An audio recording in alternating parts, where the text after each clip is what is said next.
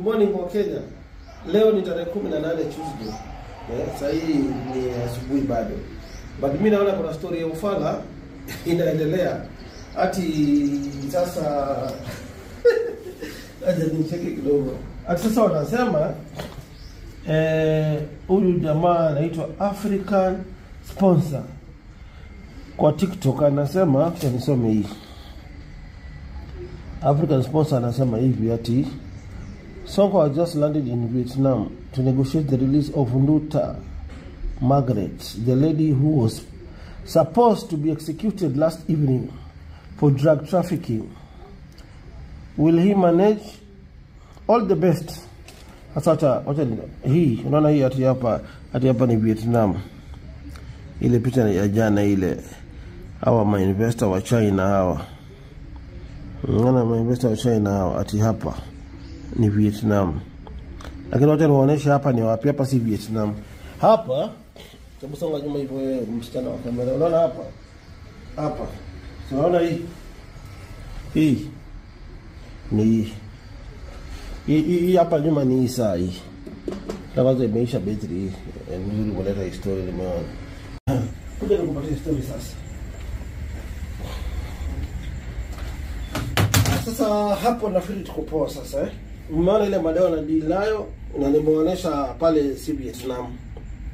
Sasa Margaret Nduta kulingana na story nasikia alishikwa the year 2023.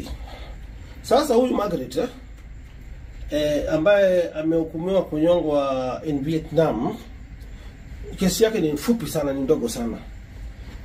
Inasemekana alibebea mtu anaitwa John Dawa. John, soma nyuma kidogo hapo sawa. Alikuwa anabebea mtu anaitwa John Dawa. DCI, hebu tusaidie huyo msichana. The only way to rescue this Kenyan woman, DCI airport. Nani alimsindikisha? Maybe John alimsindikisha Margaret paka airport. Tuangalie namba wazazi wa Margaret, peaneni namba ya simu ya Margaret. DCI watoe data ya Safaricom. Tuangalie alitoka Kenya wakati gani akienda hizo nchi alipitia ndio afikie Vietnam. Kwa ile data ya Safaricom ile printout lazima utapata communication ya mwenye alituma Margaret na Dawa. Huyo ndio anafaa ashikwe, apelekwe, anyongwe, Margaret aachiliwe.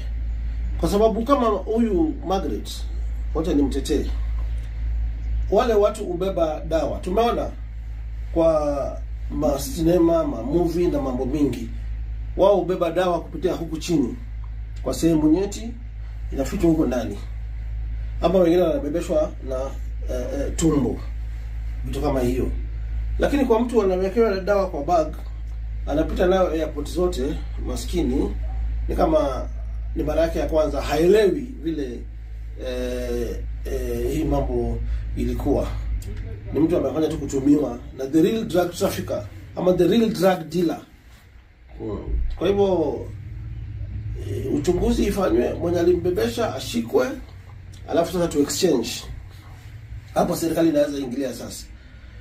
Waseme CCTV footage ndio hizi. Huyu ndio alimfikisha airport, na huyu ndio alimpatia dawa, na huyu ndio John, na tumemshika, tumefanya investigations kwa printout ya Safaricom, ndio huyu. That is the guy ambaye anafaa kunyongwa.